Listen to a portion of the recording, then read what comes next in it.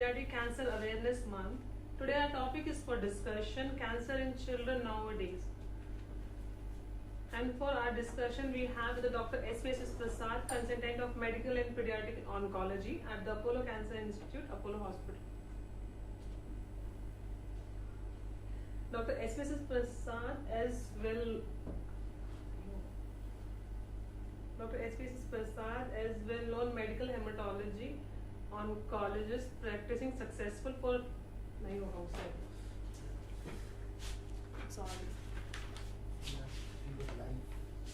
I'm so sorry I'm scared see mistakes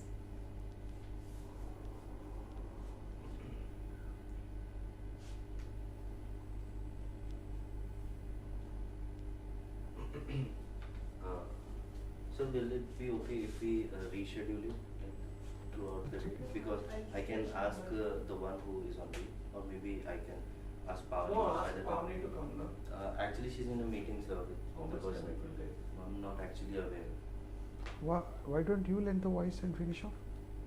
I never did. अरे करो भाई. Sorry, is it all live? No, I stop the live, sir. Please, आप बैठो. वो पढ़ने आ रहा है कि नहीं? जी सर. करो. We can go ahead. No problem. चलो. No, first you can do the testing. You can do the testing. Yes. Namaste viewers, welcome to the Facebook live session. On the occasion of Pediatric Cancer Awareness Month, today our topic for discussion is cancer in children nowadays. And for our discussion, we have Dr. S.V.V.S. Prasad, Senior Consultant, Medical and Pediatric Oncologist at Apollo Cancer Center, Shall we stop Jubilee and- Hills, is it Hyderabad. It's good. तुम क्या करो? Sorry for the technical glitch. बोल के शुरू करो. There was a technical glitch. Sorry viewers, we are a bit late because of a technical glitch. बोल के शुरू कर दो. कुछ नहीं होता. इतना अच्छा बोल रहे हैं तुम.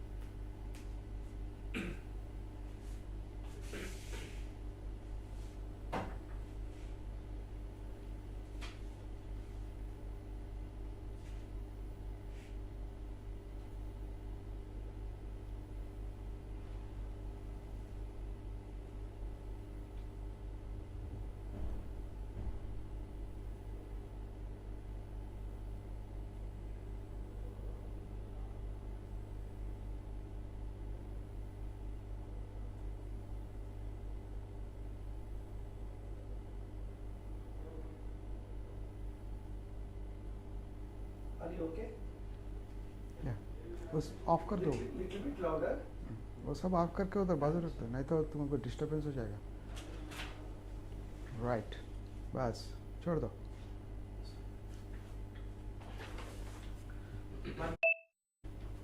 Sir, with only lens focus here. Okay okay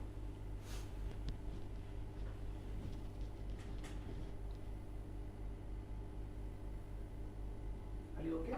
Yes, sir. I can start.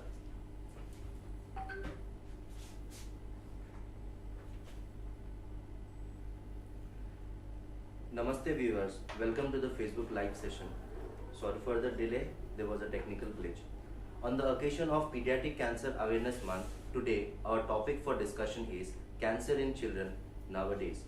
And for our discussion, we have Dr. S.V.V.S. Prasad, Senior Consultant, Medical and Pediatric Oncologist at Apollo Cancer Center, Jubilee Hills, Hyderabad. Dr. S.V.V.S. Prasad is well-known medical and hemato-oncologist practicing successfully for more than 25 years. He holds extensive experience in lung cancer treatment, head and neck tumors, breast, stomach, colon, gynecological malignancies and chemotherapies of hematological and pediatric malignancies. Does clinical research in cancer too. After completing MBBS from Osmania University, Hyderabad in 1982, he completed MD in pediatrics from Pigimar, Chandigarh in 1989, followed by DM in Medical Oncology from Cancer Institute, Chennai in 1995. He is in Apollo, Hyderabad since 1996. Welcome, doctor. Welcome to our Facebook live session. Starting with our first question. What is the most common cancer that kids get? Okay, children, the most common cancer is leukemia and followed of course by brain tumors. Fortunately leukemia because it is curable. Okay, so leukemia and brain tumors in that order, and the third one could be lymphoma. Okay. Doctor, can you address 3 warning signs of cancer? Well, since we are talking about kids, we'll talk about the warning signs in children, and since leukemia is the most common, the children present with anemia, sometimes bleeding tendencies like bluish patches on the skin, and sometimes gum bleeding and oral bleeding. So that is, the bleeding is the second problem, and of course fever is the third common manifestation. In the case of brain tumors, they can have nausea, vomiting, and of course if the child is older, he or she may even tell about headache. Is childhood cancer curable? Yes, that's the beauty of childhood cancers. Of course, one doesn't wish for cancer, but once it comes in children, 80 to 85% of the times we should be able to cure the child. And so in that sense, in the broad sense, childhood cancers are curable, and we always approach them with that intention. Doctor, can you please tell the audience at what age is childhood cancer most common? Right. The average age is supposed to be 10 years, but then we see children with lesser age groups as young as a few months old, that is called infantile cancers, and then we come across children who are in any age group from 2 or 3 years to 10 years of age. Little later is lesser common. Leukemias can still occur in adolescent age group, that is in the teenage group, and so average age we can say is 8 to 10 years. Thank you, doctor. Going to our next question. Do cancer show up in blood tests? Yes, if leukemia, it will show up in blood test, and one has to be alert whenever a blood test is done for a child who is sick, and of course whenever a child is sick for a longer period of more than 1 to 2 weeks, one should undertake a blood test. Now the remaining cancers are not detected in the blood.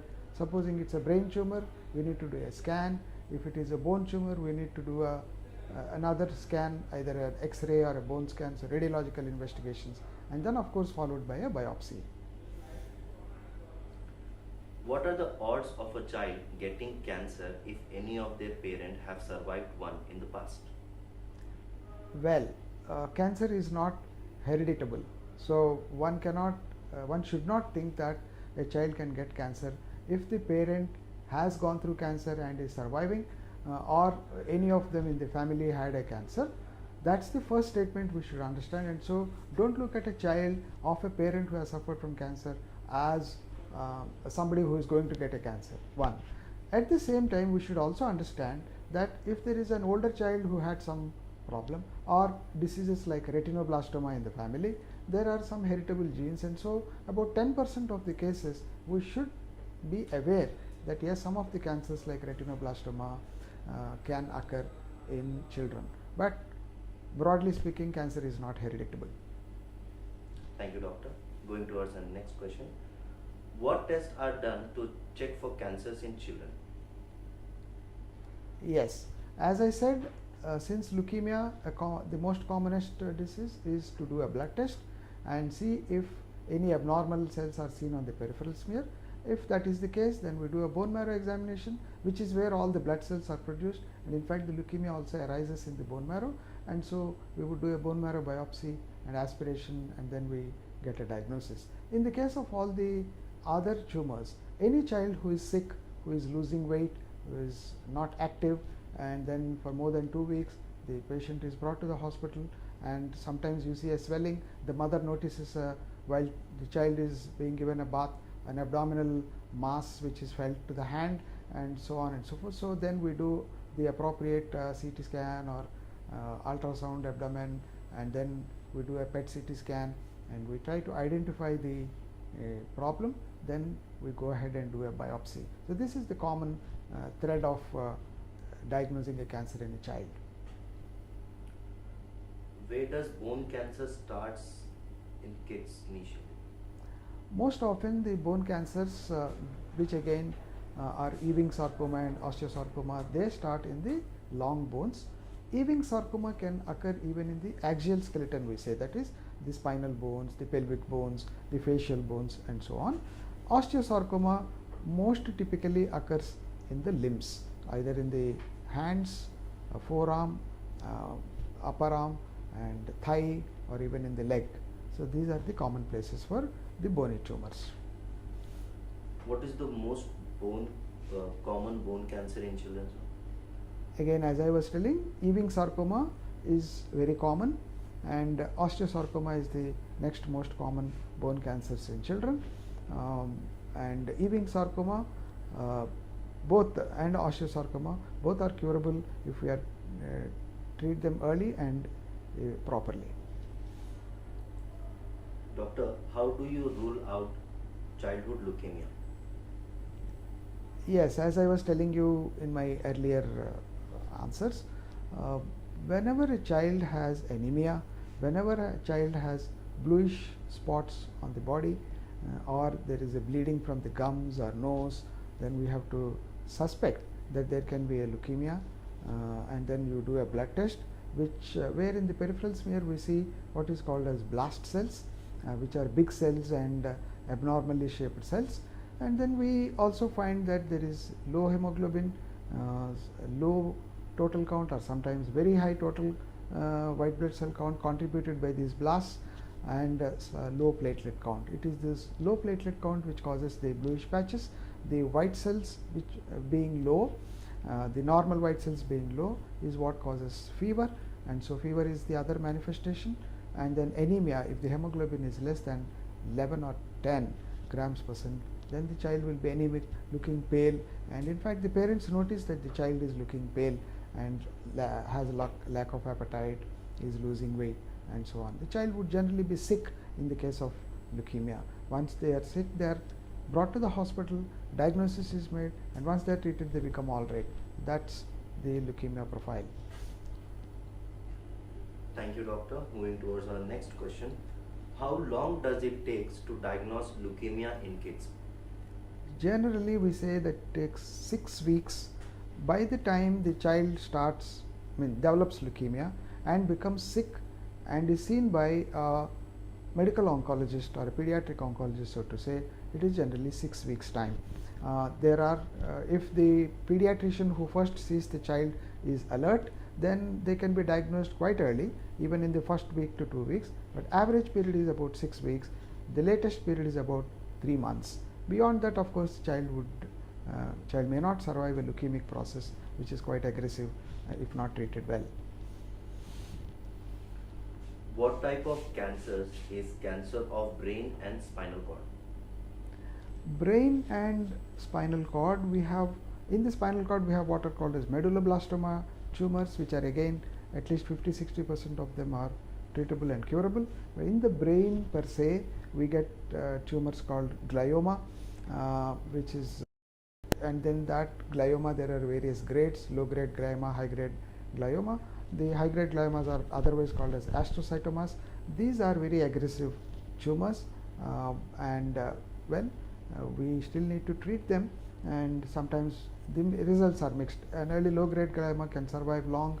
High grade astrocytoma kind of tumor may not do that well, but yes, medulloblastoma of course is well treatable. So this is the profile of brain tumors in children. Spinal cord, cancer of spinal cords. Cancer of the spinal cord, as I told you, is generally a medulloblastoma, and sometimes tumors called schwannoma, those kind of tumors, sarcomas, they do occur, but they are less common compared to the brain tumors, and the treatment is pretty much similar. You try to operate the tumor and remove it if it is small, and then we treat it with chemotherapy and radiotherapy. Is neuroblastoma curable? How does a child gets neuroblastoma? Right, neuroblastoma is another type of tumor which occurs in the most commonly in the gland above the adrenal gland. It's called the suprarenal tumor. Above the kidney there is adrenal gland. In that neuroblastoma generally occurs. In some of the children it can occur even in the mediastinum, which is the thoracic cavity near the heart, anterior to the heart. Okay, so that is called thoracic tumors. So in one of those areas neuroblastoma arises, and it can spread to many areas in the body, especially the bones, the liver, the lungs, and so on. Now, if the tumor occurs is within 1 year of age, it is called infantile neuroblastoma, sometimes staged as stage 4S, and it can itself reduce and become, and the child may get cured spontaneously, it is called. Sometimes we give a little bit of treatment for a few months and the child gets cured. Older child, if the neuroblastoma is quite extensive, it's a bit tough to treat, but a limited neuroblastoma, once you follow the standard protocol of chemotherapy, surgery, and sometimes radiotherapy, they can get cured. Neuroblastoma is in fact one of the tough tumors for children, especially if it is spread out and if the child is more than 1 year of age. What is the prognosis for a child with Wilms tumor? Wilms tumor is a tumor which occurs in the kidney for a child, and it is curable. We do a proper treatment, even the advanced stages, Wilms tumor, chemotherapy, surgery, radiotherapy, all of them put together, children are curable with Wilms tumor. What is the main cause of childhood cancers? There is no specific cause. Sometimes there is a mutation which occurs. As I told you earlier, if a retinoblastoma gene occurs, is inherited, then there can be a retinoblastoma. But all the other tumors, the theory is that there are the germ cells, when the fetus is developing, there can be a genetic mutation which triggers the cell to become malignant, and that is the theory for most of the children. Primarily unknown, occurs from the primordial germ cells, we say, and in some of the mothers who do smoking, the children can get leukemias, and if some children get Down syndrome kind of thing, where there is an excess chromosome trisomy we call, some of those Down syndrome children can get leukemia. So a little bit of genetic instability which triggers the cell to become cancerous can be explained as a cause. How likely is it for a kid to get a cancer? Not very likely. We should say, since we are in a tertiary institute like Apollo, we may be seeing a lot of patients, but in 1 in a lakh or something like that. It's a childhood cancer is not so common, but yes, in big hospitals you may see them more in number. So 1 in a lakh is a figure which we can go on with. Thank you, Doctor. Coming towards our last question. Doctor, could you please tell our audience about the facilities provided at Apollo Cancer Center, Jubilee Hills, Hyderabad? Apollo Cancer Center, where I am working, is one of the advanced cancer centers in the country. It has got all the equipment, so to say, a dedicated chemotherapy area with experienced nurses who are able to put proper IV lines, mix the drugs properly, and then deliver it to the child. That is chemotherapy. Then you have tomotherapy and other advanced radiotherapy machines where precision radiotherapy planning can be done. And we have experienced pediatric and adult oncologists, pediatric oncologists like who treat the osteosarcoma with limb sparing surgeries and robotic surgeries. All that advanced surgical instruments and techniques and trained surgeons are there. So that is as far as the facilities are concerned. Also backed by wonderful labs who always deliver proper diagnosis, which is the key to treat a child properly, and our reports which emanate from our labs in Apollo are comparable anywhere with the best in the world. And so we have that backup. And lastly but not the least, we have a good bone marrow transplantation unit for children with cancers where autologous or allogenic transplantation is needed. And we have an excellent blood bank, one of the top rated in the country, which has good storage facilities and good fractionation of various components like platelets and the red cells, the components of the blood and all. And so we are proud of all these facilities in Apollo Hospital. And any child who walks in fact any adult also who walks in with cancer would get the best of the treatments in the world. Dear viewers, we have come to the end of our session and hope we have covered all the aspects. If you still have more doubts, you can book an appointment with Dr. S.V.V.S. Prasad and clarify your doubts. Thank you. Thank you, Doctor, for educating our audience in today's session. Thank you for joining us. Stay tuned for more such educative live sessions. Namaste. Thank you, one and all.